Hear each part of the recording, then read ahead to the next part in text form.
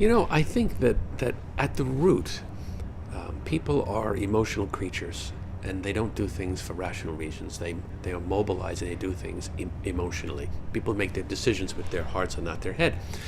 And emotional intelligence is the ability to understand what emotional motivation resides in people's hearts and how to connect to it and how to galvanize it. If you consider any great political leader, any great leader of any kind, they possess this sensitivity. I think everybody has it, but the question is, it's as people would say, is it self-awareness and understanding how to go about doing it. Well, it certainly worked for you, a very successful career in advertising and in business. The skills or the archetype that I confronted as a young aspirant was everything I wasn't.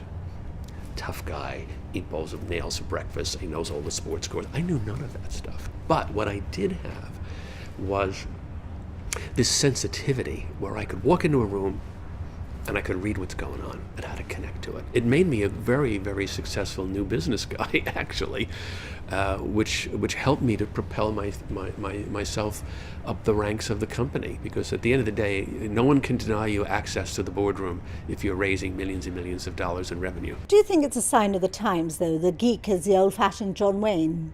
Yeah, I think when I was busting into the business in the old days, it basically said to people like me, do not apply. That old expression.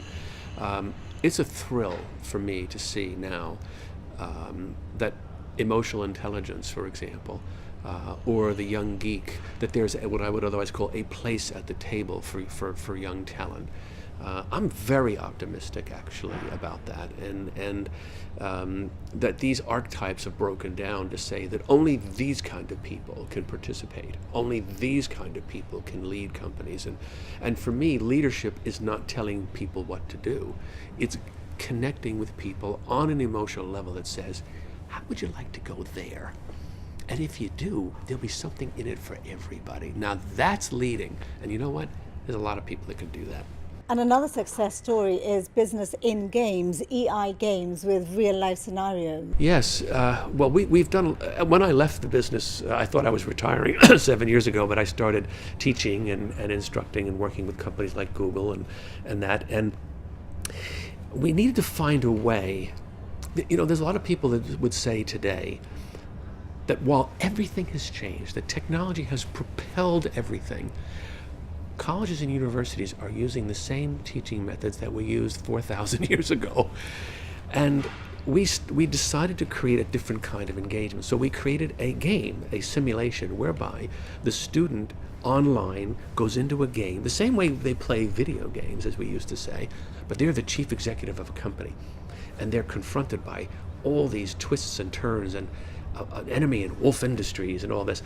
And what we now know, that there is greater learning, there's greater retention, and greater, most importantly, engagement. The problem with lots of what's going on in universities, there's a lot of teaching going on, but there's not a lot of learning. It's winning gold awards, and it's at Harvard and places like Arizona State, and we're very proud of it. Well, Harvard, one of the universities that you lecture in, also writing books, so it must be important to you to share the wealth of knowledge you've acquired. Yes, it is. It's, I'm very proud of it, but I really struggled coming up in the business because the business put out a big sign that says, you're not welcome. And now I just want to give this to these kids. I want them to know that the person they are as they are can succeed. Most importantly, provided that they be themselves. So there's a lot of specific learnings, but no matter what I teach, that one message I want every young person to hear.